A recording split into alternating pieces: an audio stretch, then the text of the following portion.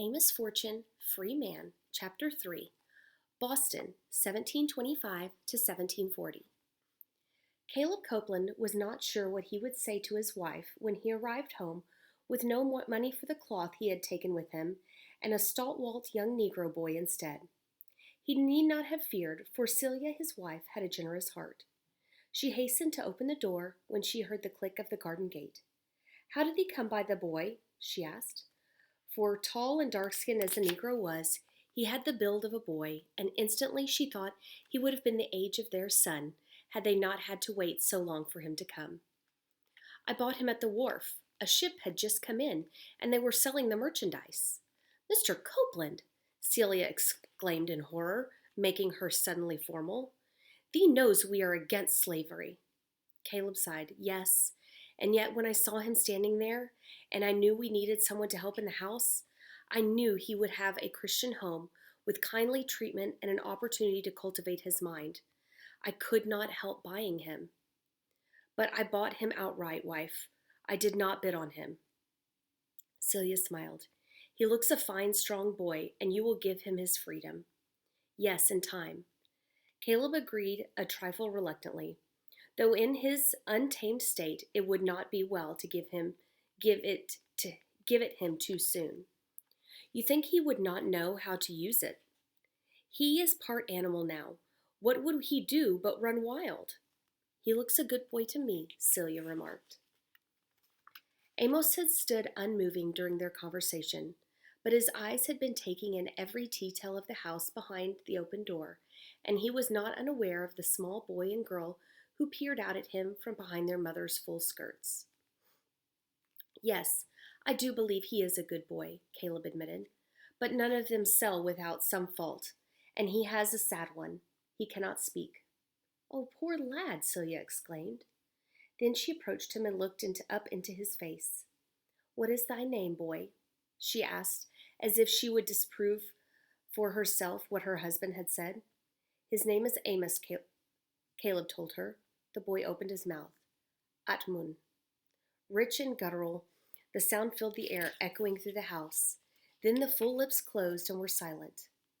"That is the only sound he can make," Caleb exclaimed. "He went cheap for that.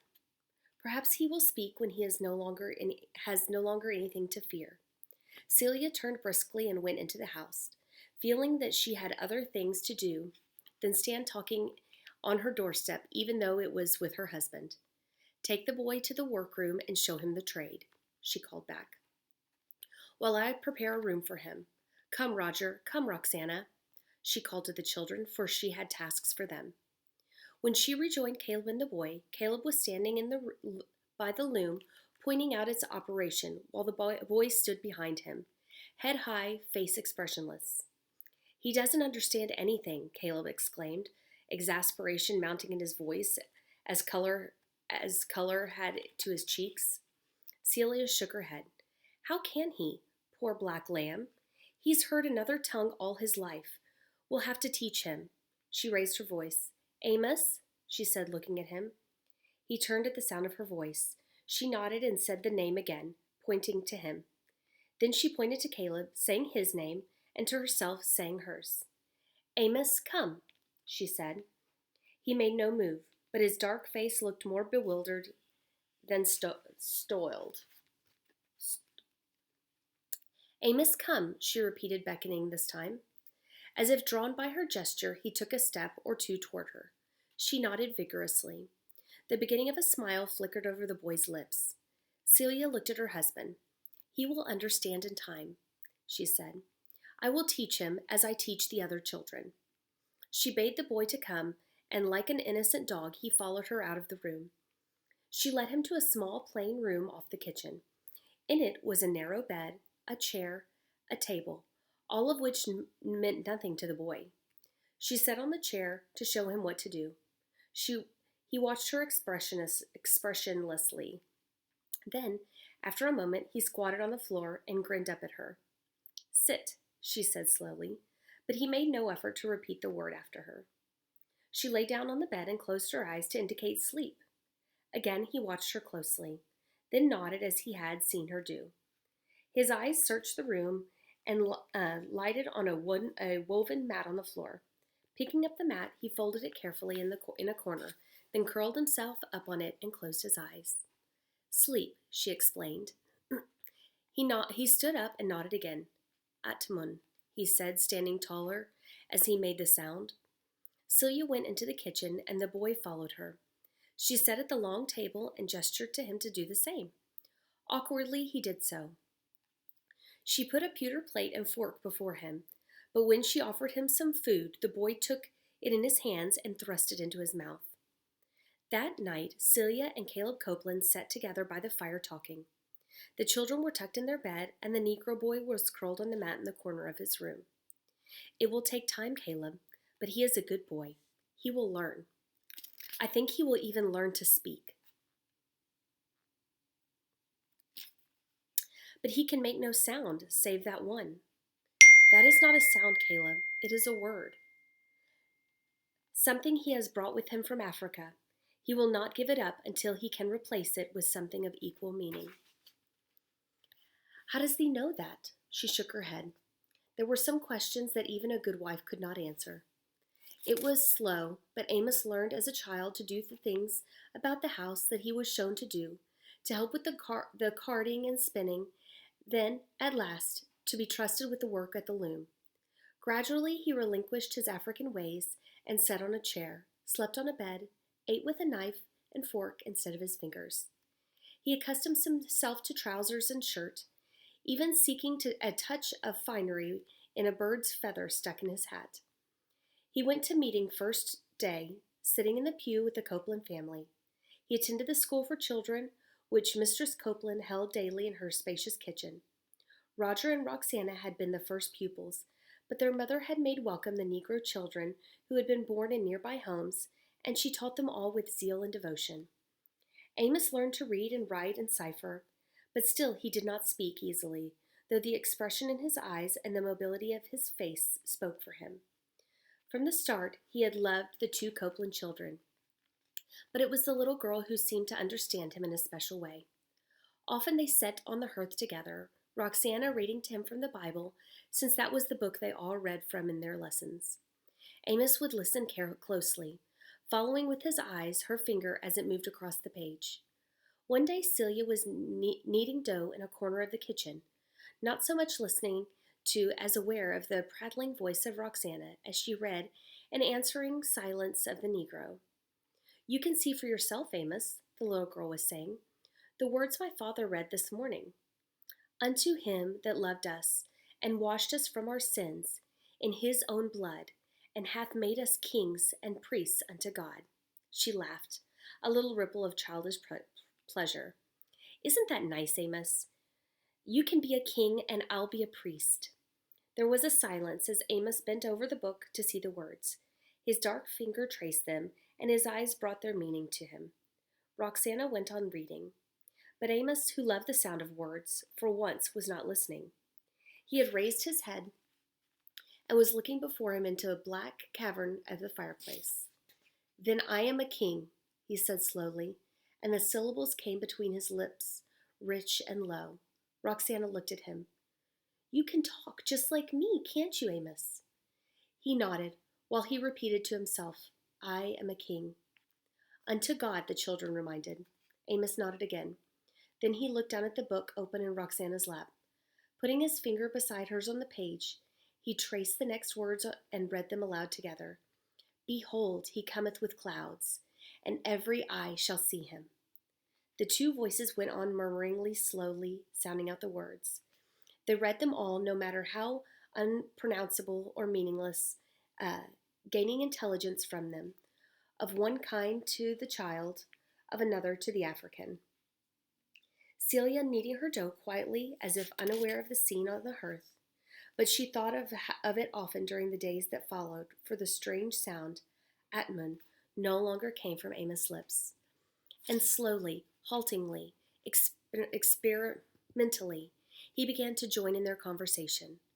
Except for the depth in his voice and the clipped syllabic sound, it was like the voice of Caleb Copeland. Amos was pleased he could communicate with those near him, and he spent more time than ever reading the Bible. I am a king, His lips shaped the phrase as lovingly as they once had his name of Atmun.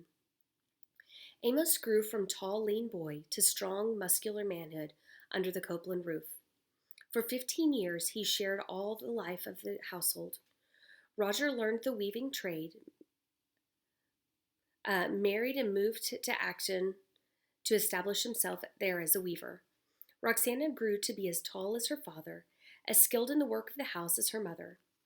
Amos thought of himself as one of them, and whenever Caleb spoke to him of manumission, he said he did not want it yet. There were many Negroes known to Amos who had been given freedom and who had found it an even harder lot to bear than servitude. There were those of his friends who so longed for freedom that they plotted among themselves to gain their release, and failing to achieve it, became sullen and bitter. And there were some who ran away, but more often than not, they were captured and brought back. Amos's heart ached for his African friends who were ill-treated, beaten, forced to marry against their will, or kept from marrying those they loved. For them, there seemed little future and no past. Since all that had been theirs had become clouded in their minds, the white man's world, with its toil and indignities, was nothing they wanted to call their own. They looked to Amos as more than a welcome friend, for he remembered the land from which they had all come, and he would tell them stories of it and sing them songs about it. Listening to him, they thought they remembered the past too, and the present did not seem so barren. But though they looked upon him as a leader, he would not join in their plotting against their white masters or in their plans for escape. Wait for the free day, he would urge them, for it is coming. It had come in the Copeland household. It was spreading throughout the Quaker community. Soon there would not be a member of Society of Friends who would own a slave. Servants, be obedient to them that are your masters, was the admonition in most households. But it was not so with the Copelands. Amos had been introduced to Christianity through another text. Bear ye one another's burdens, were the words most often heard in the household to which Amos had allied himself heart and soul, and with all the strength of his powerful body. But don't you want your freedom? Celia would ask Amos time and again. No, he would reply, not yet a while. He wanted to tell her the reason lying back in his mind, but words would not come to him to convey the haze of memory. Amos knew many a slave who had been freed, given his article of manumission by a grateful master in return for his years of faithful service, and given the tools of a trade so he might set himself up and be one of the way to a self-respecting life. But Amos had deep within him the inheritance of the Atmunshi, of looking up to someone older and wiser as a protector. The white man in the person of Caleb Copeland had become such a protector to Amos. Amos looked to him with reverence and loyalty. He did not want his life to be apart from Caleb's in any way. As a working member of the Copeland family, Amos had his own dignity. Apart, he would endure the separateness he knew many of his African friends endured because of their lack of status in the white man's world. Educated by the white man until they had become well-trained and articulate, baptized in his faith, they still were kept apart. African corners were assigned to them in the churches and separate plots in the graveyards. So they tendered to and from their own groups where they knew they would always be welcome. The houses of the free Negroes become meeting places for all the Negroes in community. There they would gather, telling their stories and singing the songs whose melodies went further back than memory. Sad songs they were for the most part, yet hope filtered through them like the sun through a dark day's clouds, as fervently they sang of the joys that awaited them in another world. After he had learned to read, Amos spent much of his time poring over the Boston newsletter, reading with special interest of the arrival of ships at the wharf and the discharge of their cargoes. When Caleb Copeland had cloth to be delivered, he granted Amos' wish to let him take it on a day when a sailing ship had arrived. Amos liked the excitement of the harbor. The air was alive with activity and echoed with shouts as outgoing ships were loaded with rum and fish, textiles and lumber. Incoming ships were unloaded of molasses, sugar, cotton, and Negroes. Of these, there were never a great number, for the bulk had already been sold at high prices in the plantation colonies. The men and the women lined up on the deck or standing in chains on the wharf. Amos scarcely bothered to look at. But to the children he gave his full attention. Almost always there were one or two, sometimes several, for certain ships' masters were renowned for bringing in boys and girls to be trained early as personal servants. High in hopes, Amos went watching the little ones, frightened or rebellious, as they were torn from their own people and stood up on the block. Amos longed to say a word of comfort or cheer to them. Yet he knew the words of the admonishee remained with him, except his own, none of the words except his name. Eyes met eyes while he wondered if anything in his could answer the questions in those that looked at him. Yet with the cargo discharged and the auctioneer calling for bids, Amos would turn sadly away. No small dark girl with a smile like the first rays of dawn and a useless leg that she must drag behind her all her life had come off the ship. He turned home again, remembering, wondering, reaching out to touch the head of a thin little black boy to ease the ache of his own heart. Amos' friends used to call him Mr. Fortunatus because he had had good fortune in being well treated, and Amos responded readily to the name. His friends could use it if they liked, he thought, for they were not apt ever to see his back bearing the marks still of the baiting he had had in the early days. He would not let himself forget those days, because he wanted to remember much else connected with them. In time, the name was formalized to Fortune, and Amos knew that when the day came and he was Mr. Copeland's Amos no longer, he would stand before the world as Amos Fortune, free man. But Caleb Copeland died before he had given his devoted slave his certificate of freedom. A week later, a notice appeared in the Gazette. To be sold at public vendue on Tuesday, 22nd April, 1740, at 2 o'clock in the afternoon, at the house where the late Mr. Caleb Copeland lived, one weaver's loom and sundry apparatuses, 2 bedsteads, chairs, tables, a turkey carpet, various articles of tin and pewterware, and 1 likely Negro, in good health, 30 years of age.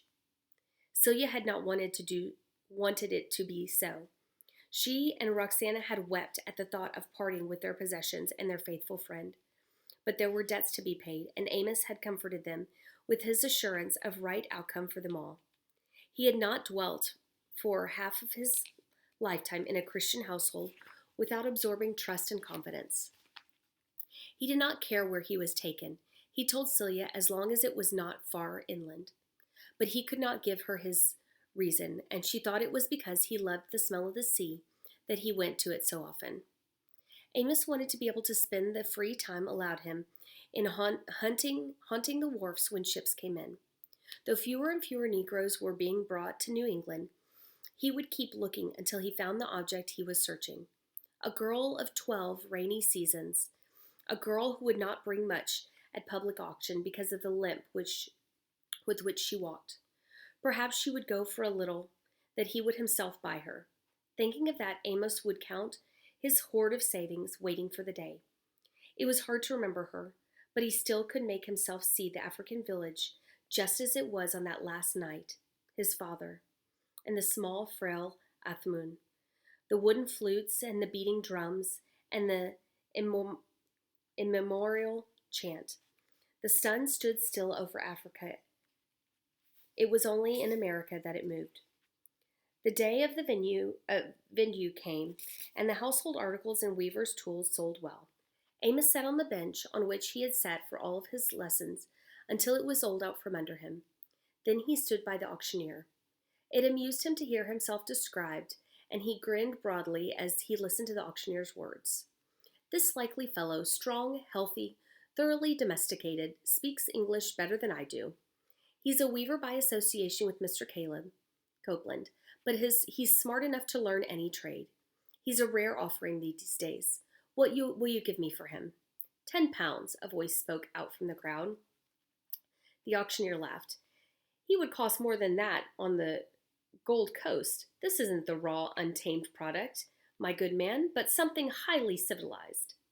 The bids cracked out, mounting up. Amos even bid once on himself, and a roar of laughter went up from the crowd. When the bidding went over 50, Amos withdrew. He could not spend that much and haven't anything left for Athmon when she came.